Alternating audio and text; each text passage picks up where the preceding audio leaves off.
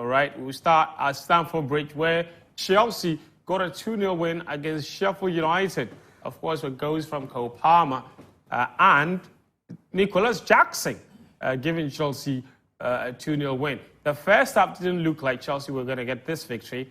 They turned on the heat in the second half, got 2 scrappy goals, and then they say, Alhamdulillah, walked away with 3 points. Again, Sicho, let me start with you. They desperately needed this, but there were times where it didn't look like it was going to come. And that has been the feature of Chelsea this season.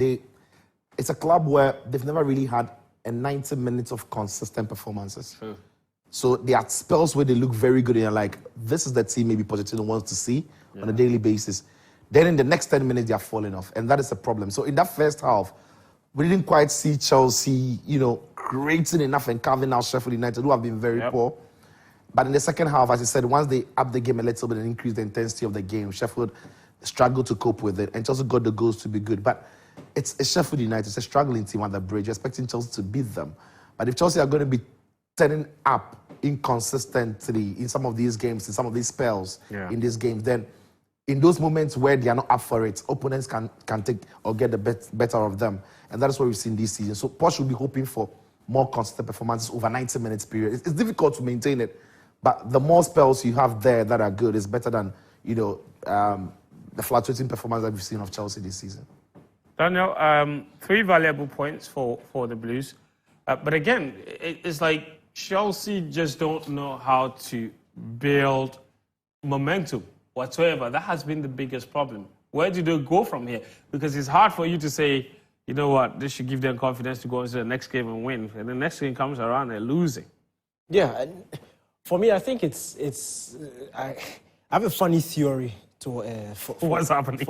No, you see, I feel like Poch is getting his message across. Right. The players are not necessarily on the level where they will grasp that message and give off very consistent performances. Look at the average age of the squad. They are very young. They have potential, but they are not elite players as it stands, where you would be guaranteed that they will go out and produce exactly what you went through at the training ground. Yeah. So I kind of feel like for Poch, he should focus on grinding out games, just win.